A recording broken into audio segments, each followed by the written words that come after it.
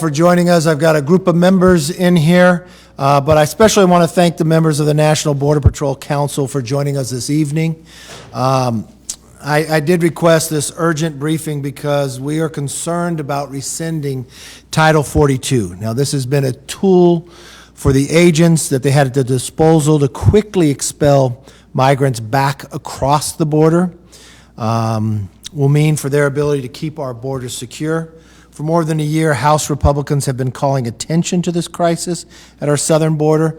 Those around this table have been calling on it probably more than anybody else. But for 14 months, we have seen this administration's neglect their responsibilities and refuse to give the Border Patrol the tools they need to do their job. So I wanted to put together this in a quick notice, especially after what the White House said they want to do come May 23rd. And Brandon, I want to start with you, but first of all, I want to thank you for the job you're doing. I want to thank you for the time and again that you have made yourself available to members on both sides of the aisle to answer questions, to give information, to tell us up to date what is truly happening on the ground there. For so many of your Border Patrol agents, but can you give us a sense of the current conditions on the ground, and how do you expect things to worsen once Title 42 is officially rescinded? Yeah, I'll be happy to. Leader McCarthy, thanks for the time, and I appreciate Ranking Member Tatko, his time as well. I've got several great individuals with me today. I've got John Amfinson from Del Rio. He's the local president out of Del Rio, also one of my national vice presidents. I've got Hector Garza, also one of my vice presidents and local president out of Laredo. I've got Chris Cabrera, one of my presidents out of the Rio Grande Valley, and Albert Trevino, who does so much work on the Hill for us. And I appreciate each of them. Not only am I the national president, I'm also the local president of Tucson as well. It allows us to be a lot more effective, to streamline what we do. Just to give you an idea of what we're facing right now, a high-level overview. If we apprehend 3,500 individuals, our resources are stretched thin. We can still marginally manage by playing bait and switch, by moving agents to different locations to try to manage the situation. Once we hit 5,000, our resources are now completely overwhelmed, and we're at a crisis level.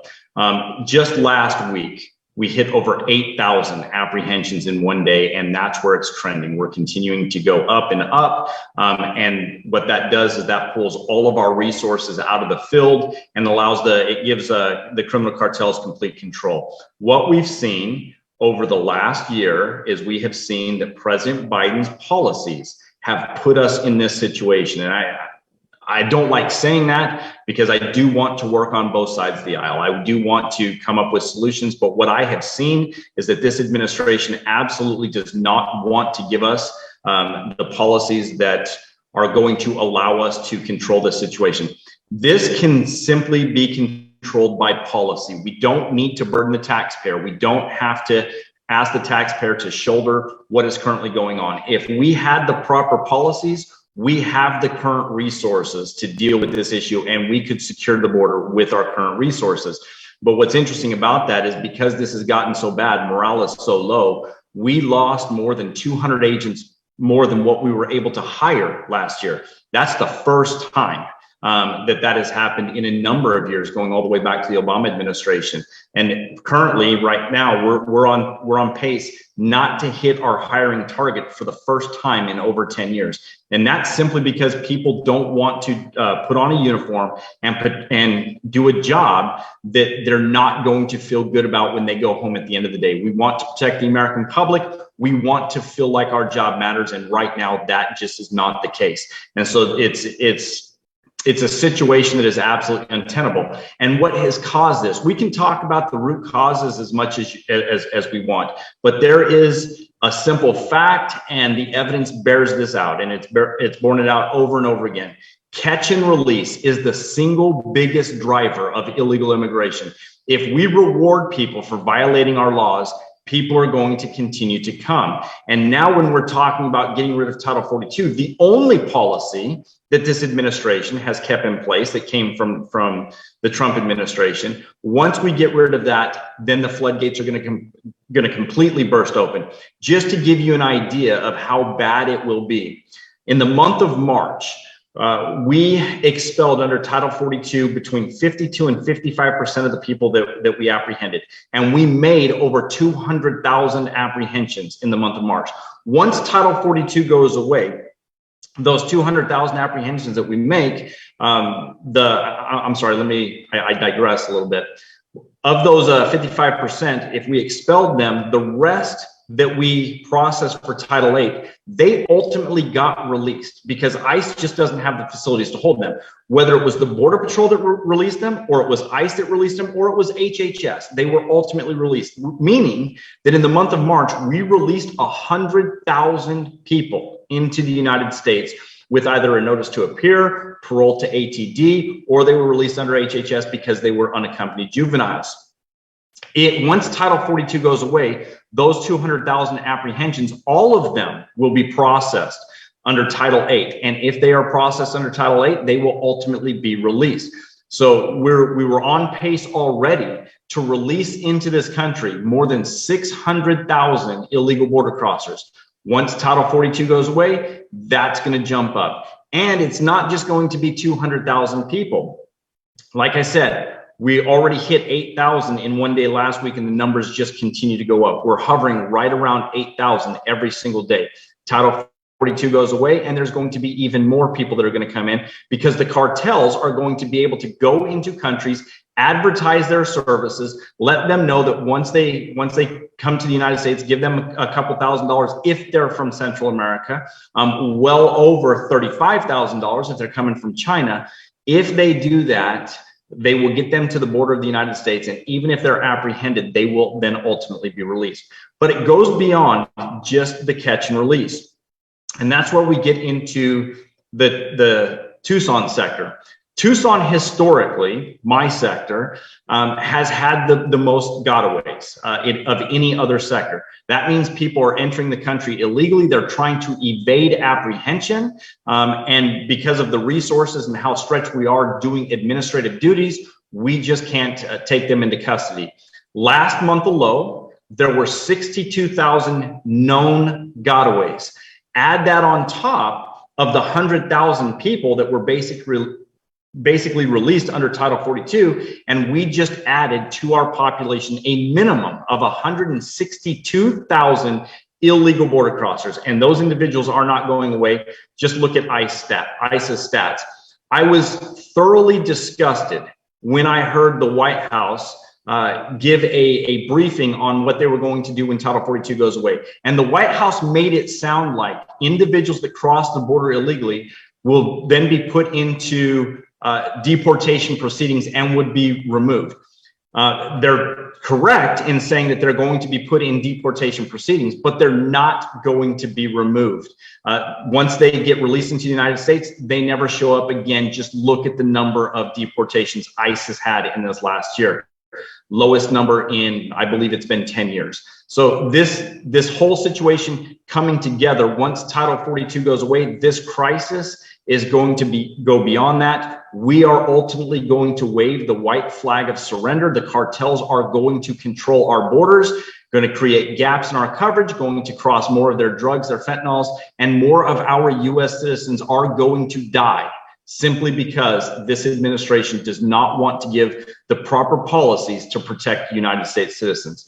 With that, I'm going to turn it over to John Amfinson so he can discuss Del Rio specific, what he's seeing in Del Rio. Then we'll go to Hector Garza to talk about Laredo. And from Hector, we'll go to Chris Cabrera. And after that, we'll take any of the questions that you might have. All right, thanks, Brandon. So as he said, I'm in Del Rio sector, which was, of course, the site of the Haitian migrant camp that we had last September.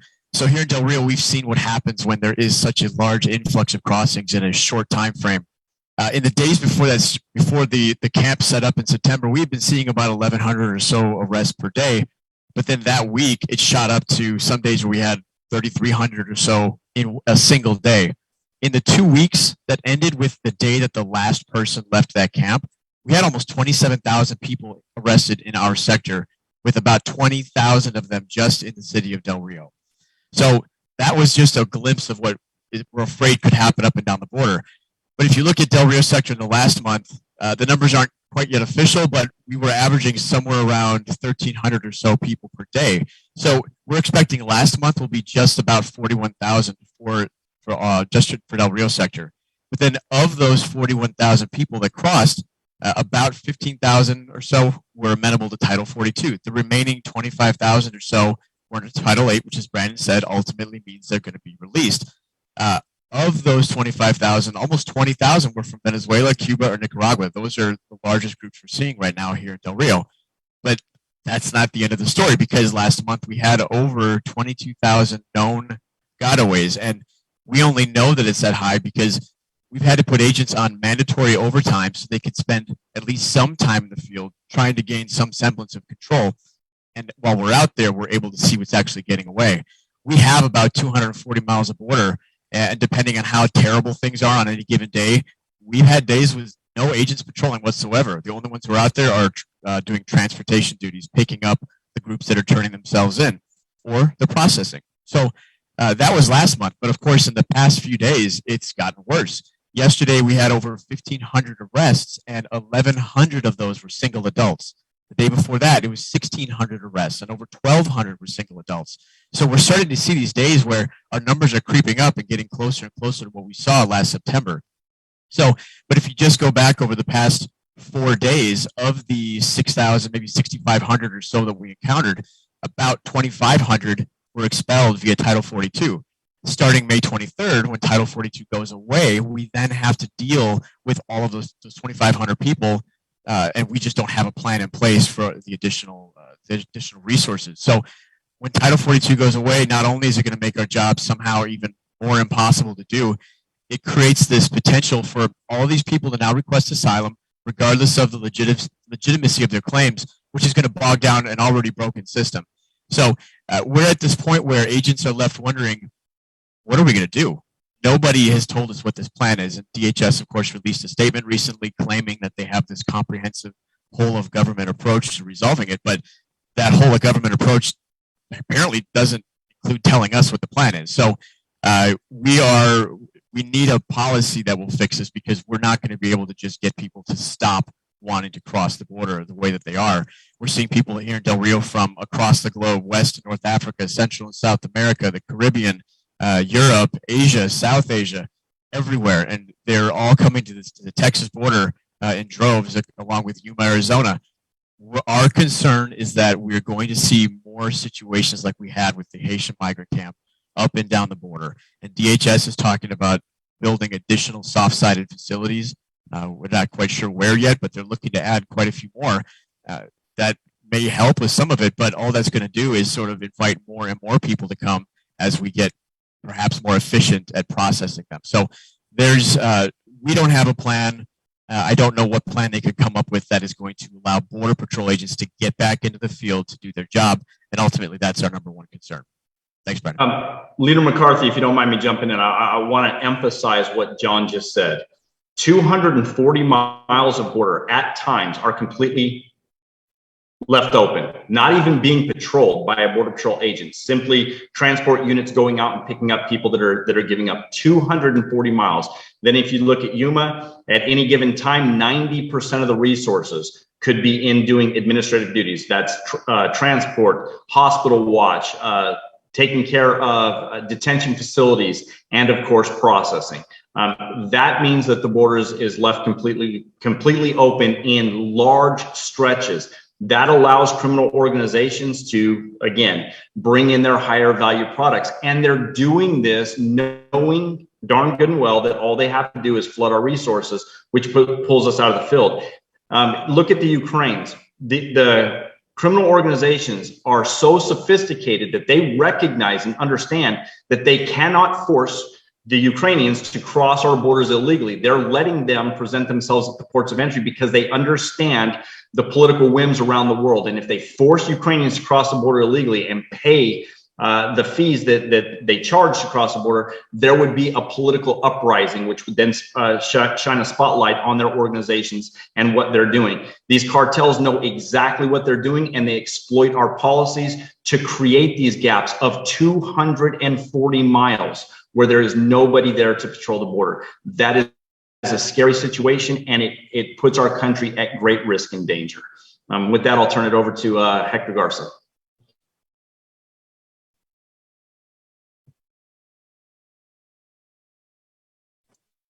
It looks like he might have dropped off, Brandon.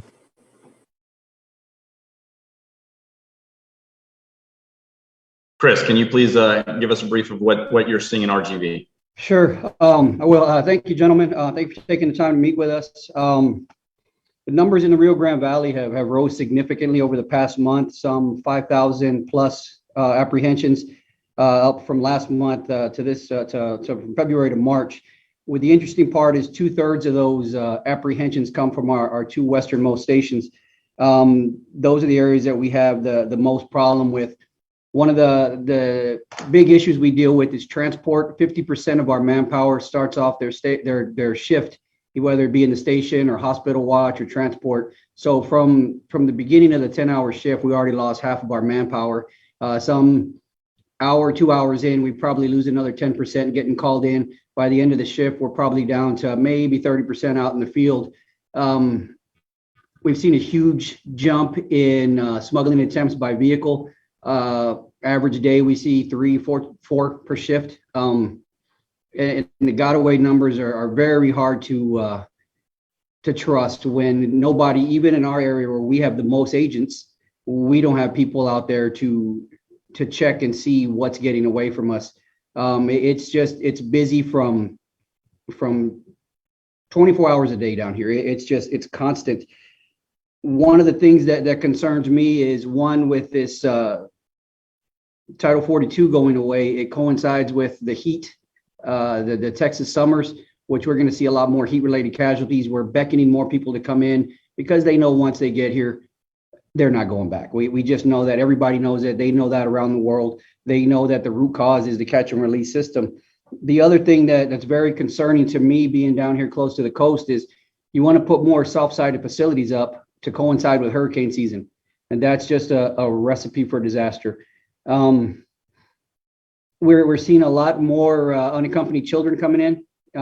That's very concerning. And like John said, with the Colombians, the Venezuelans, the Cubans and Nicaraguans, that is most of what we catch. In the Rio Grande Valley, I believe we're 72% other than Mexican. So it's not just regular folks crossing to work, it's people coming from all over the globe. Recently, we started to see an uptick in Tajikistan, Uzbekistan, and Turkey. So we don't know how many's getting away. And once this thing opens up, we're already underwater. In McAllen, it's a little different because we have more resources than, say, Del Rio or Big Bend or even Laredo. And so we're able to somewhat stem the flow, but by no means are we anywhere near controlling it. And when Del Rio starts getting hit, they don't have the resources that we have. So they're in even worse shape than what we are out here. So once they end this Title 42, it's going to turn out very, very bad for everybody involved, for the local communities, for the ranching communities, you name it. And, that's all I have. Thank you. Leader McCarthy, do you have any, or any of your members have any questions for us? Is there anything that we can help you out? Katko, you want to start? Yes, thank you very much. Okay. Thank you, Kevin, and thank all of you for what you're trying to do at the border, and it breaks our heart to hear these numbers, but quite frankly, they're stunning. And I don't want to replow the ground that you've already talked about because I trust some of my colleagues will touch on this. But I want to talk about something you didn't really mention. And I want to make sure I got the math right. I took out my phone and got out my calculator here. As I understand, there's about 8,000 a day coming across the border. Is that correct? And that is correct. What is the minimum that individuals pay the cartels to come across, understanding that everybody has to pay the cartels or they can't come across? The minimum is right at $4,000. That's the minimum. That's for Mexicans and for people in Central America. Again, it goes much higher as you get away from countries that are closer to the United States. Understood. So that's about 32 million a day going to the cartels, times 30, it's about $1 billion a month. At a bare minimum, probably a lot higher. Is that correct? That is correct. And now, do you have concerns about what that's going to do to the cartels? Because this is in addition to the record number of drugs they're coming across that are enriching the cartels. This is like a whole new industry for them, is that right? It is. Okay, so do you have any ideas, from the intel I've heard, they're starting to be able to develop the expertise to produce the fentanyl themselves. They're getting into cyber activities. And so my concern is that they're going to create whole nation states, basically, within Mexico that is going to further destabilize Mexico's government. And for the first time in our nation's history, we're going to have a border country that is not stable. And the long-term effects of that are dangerous. Is that basically what you're hearing as well? It is. When you look at the amount of money that they're able to generate, they're going to be able to, if you will, and I don't say this tongue in cheek, they're going to be able to buy governments if they want to do that. That's how dangerous this situation is getting. Much. That's very, very important for my colleagues to hear, and I appreciate it. Thank you for all you're doing, and keep fighting a good fight. We're going to do everything we can to help you, my friend. Then we go to Tony We're sad to see you go, by the way. I won't be going away from this issue. Tony Gonzalez and then Andy Biggs. Brandon, John, everybody, thank you for all the hard work you're doing. Really appreciate 365, 24/7. You guys are out there. My question is to the morale of the workforce. And it gets to, what are you seeing, I'll start with John, I guess. What are you seeing as far as suicides, alcohol-related incidents, and will you talk a little bit about mandatory overtime? I mean, a lot of the agents that I talk to, they have to work six days a week. Can you just speak to the morale of the workforce? Sure. Said every time I think morale can't get lower than it is, somehow it happens. Mandatory overtime, at least in Del Rio sector, we've had it off and on since last summer. Because we just don't have the resources to deal with it. Last summer, it was nowhere near as bad as it is right this second. So back then, we were using it and trying to stay ahead, and now it's almost impossible to stay ahead of what's coming across. So agents, of course, that's more time away from their families. They're stressed out more. They take that home. I think CBP-wide, we're looking at 6 suicides so far this year. We just had one just a couple nights ago over in Yuma. So, it's hard to really quantify how people feel about this, other than when you go to the station at the start of a shift, everyone's just sort of depressed. Nobody's really, they don't enjoy the job anymore. A lot of agents, they're upset because they can't do the job because they believe in the mission, and they know that every day when they see people getting away, including on cameras, they have cameras where they can see the faces of the people who are getting away. So when they see that happening and they know that they are trained and that's their job is to go out there and pursue those people, and they can't do that because they're essentially having to babysit people that are in our custody already, it's incredibly demoralizing. What about the northern sector, folks? One of the things that surprised me, I visited, I did a little swing on Christmas Day, and I was thinking, it was going to be pretty light, and it wasn't. It was just like any other day. But the part that surprised me was over half of those agents were from the Detroit sector. Can you maybe Brandon can you speak a little bit about what our northern sector, what kind of impact do those agents have? What we're doing currently is we're robbing Peter to pay Paul. We are moving resources from one area to try to deal with a busier area. But all that does is that shows the cartels where our weak spots are, and it allows them to go into those areas. Let's just go back a couple months ago when you had those Indian nationals, individuals from the country of India that were trying to cross near Minnesota. I'm sorry, the state of Minnesota. They lost their lives due to the frigid weather, and we wouldn't have even known about it except for the survivors got a hold of local law enforcement. We did not even know that they entered our country illegally. We did not know that they were in Canada trying to enter our country illegally. Now, those individuals, they died in the country of Canada, but the individuals that they called the authorities, they were in the United States, and we didn't know about it until they contacted us. When you send resources from one area to another area, all you're doing is creating the gaps that allows the cartels to exploit our coverage. And that happens on the northern border, the coastal border, and on the southwest border. It happens on all of our borders.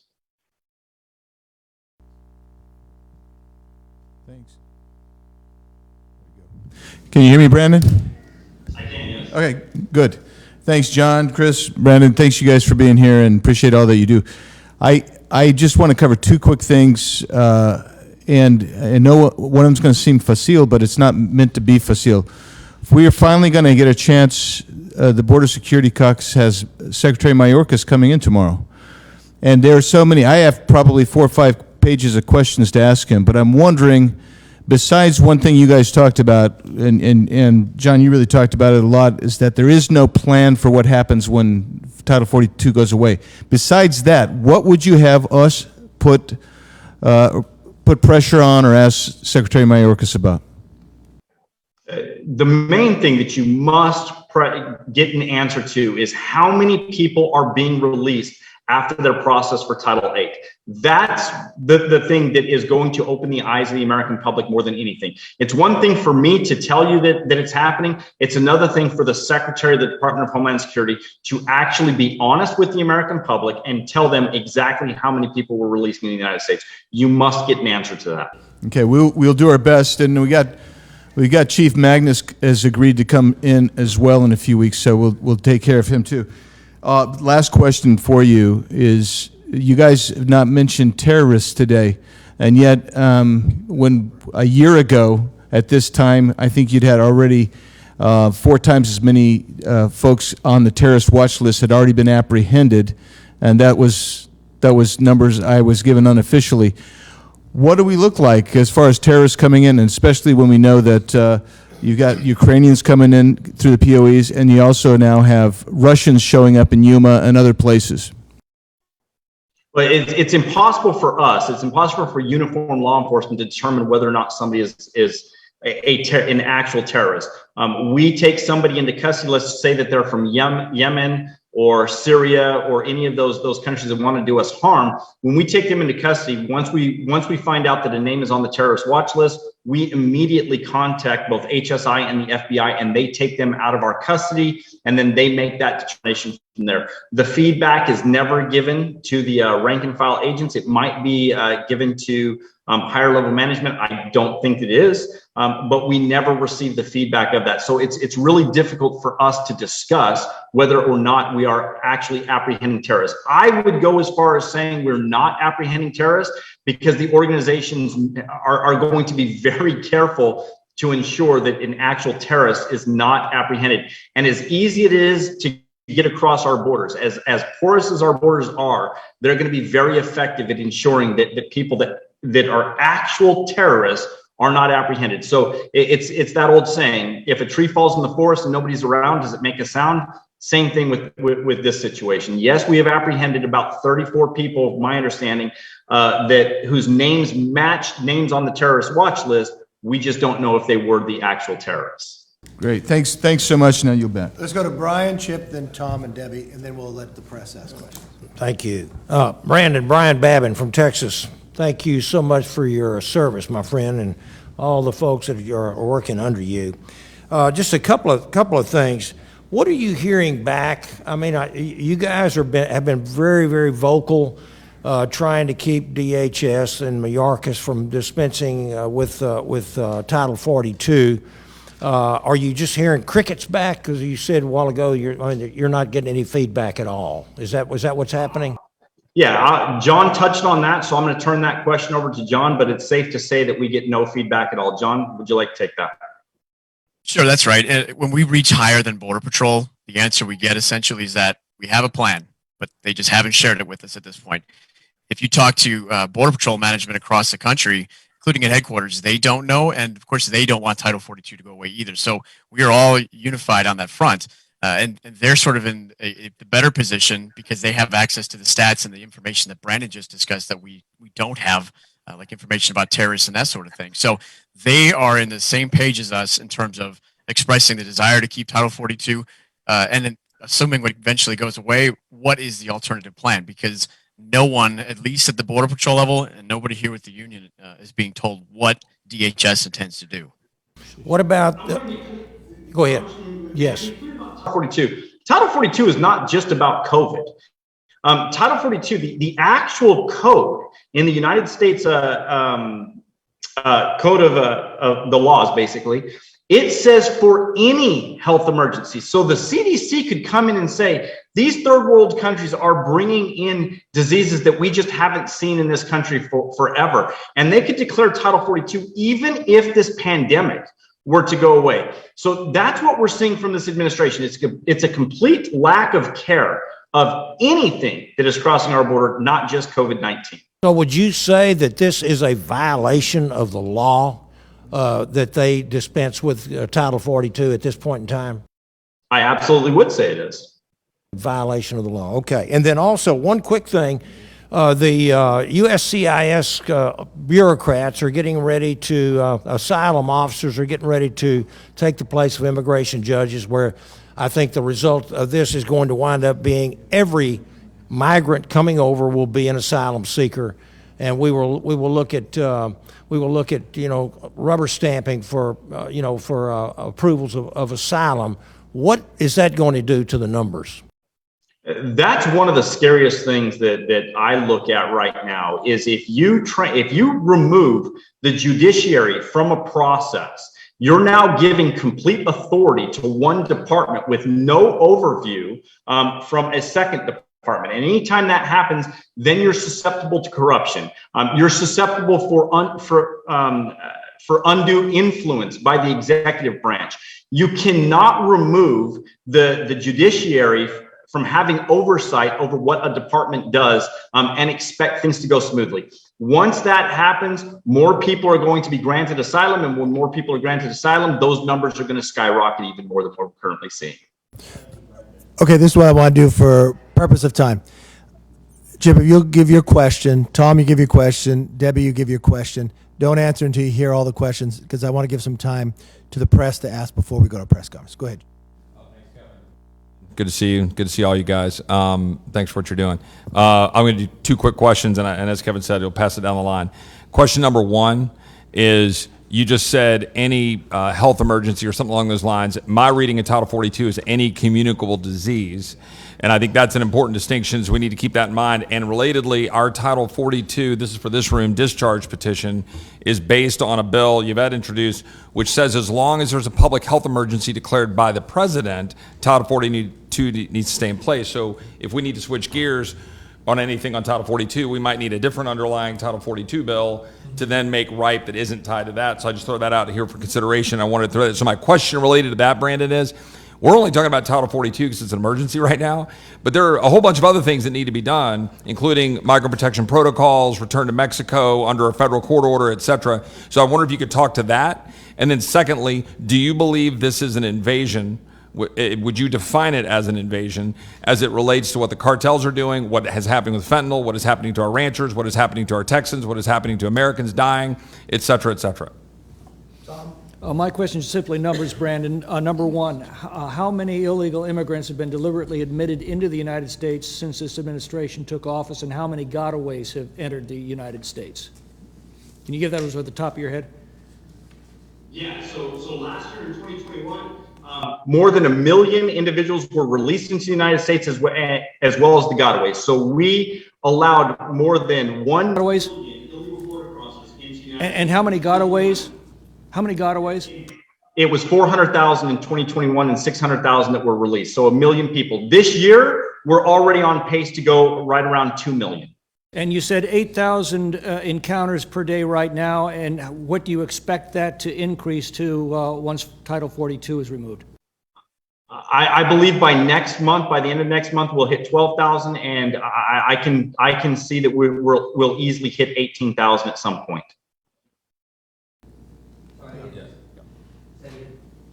All of those being admitted, or virtually all?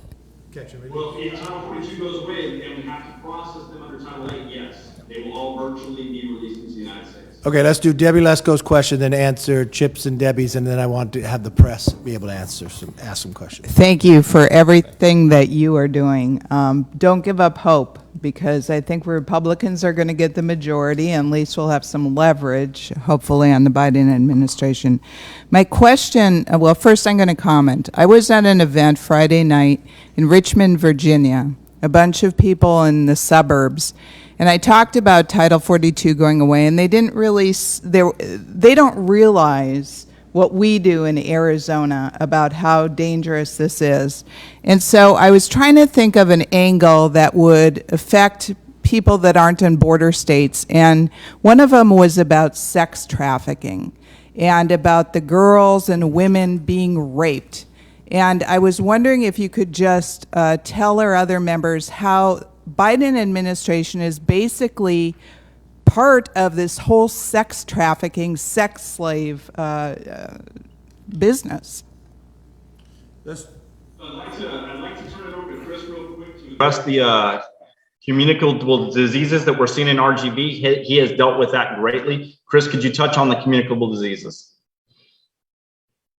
Yes. Down here, I think everybody I know, everybody I work with at my station, and probably every station throughout here, has had COVID at one point.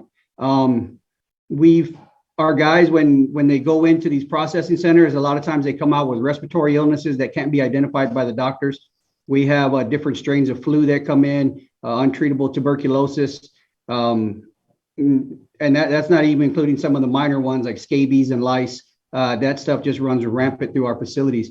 We do what we can to keep up with it, to try and get everything clean, but it's just so difficult out there in the field environment. And that's not even taking in the fact that the stuff with the ticks, the Rocky Mountain spotted fever, Lyme disease, stuff like that. So it is a very big issue for our guys. And it's very concerning because COVID, while not to downplay it, it is something that's very serious, but that's just a drop in the bucket for what we see down here. Thank you. I'm going to address Congressman Roy's question. Is this an invasion? These are transnational criminal organizations. They understand how to destabilize governments. They understand what needs to be done in order for them to make money. They understand that the more people that they're able to get into the United States, the more havoc that they can wreak, the weaker the United States becomes. So for these transnational criminal organizations, are they in fact trying to destabilize our government? I would have to say absolutely. On Debbie's question, we'll go to the media. Answer Debbie's question about human trafficking, sex trafficking. Oh, I'm sorry. Thank you. Thank you. John, would you like to touch on that, please? Sure. The human trafficking piece of this is something we're seeing across the country. And it's been in the news more so in the past couple of years than ever before. But the fact that we're not even in the field in a lot of areas shows that they're able to exploit that, to be able to get people across that we have no idea are there, and then take them wherever they're going to be in the country. And we're seeing it pop up all over the place. ICE and the FBI and other agencies are basically hammering sex trafficking rings around the country. So until we're able to get a better hold of security along the border, that's only going to get worse. There's just no way around it. Congresswoman, and I'm going to touch on that real quick as well. If we see a young girl or even a young woman that is by themselves, the chances that they are being moved into the country for sex trafficking is very high, especially if they don't have a specific sponsor that is already here. We just had Senator Hagerty on the border this last weekend. His wife was there as well. We spoke with, his wife was there as I was speaking with some young girls, 13, 14, 16, one that was even 21 years old. Their demeanor, the way they act, how shy they are, clearly shows that there is a very good possibility that these individuals are being brought here into the United States and they are going into the sex trafficking industry. They don't know that. They don't understand that when they put themselves in the hands of these criminal organizations. And that's what's very frustrating to my agents and I. We have to deal with the fallout. We have to listen to the stories, and it's driven by liberal policies. If you condone catch and release, if you continue to allow this to happen, you're going to continue to invite vulnerable women and children to put themselves in the hands of these criminal cartels. And when they get here, they get to exploit them how they want until their fees are paid off. Public portion of this, and thank you all for participating. Please stay with us, and we're going to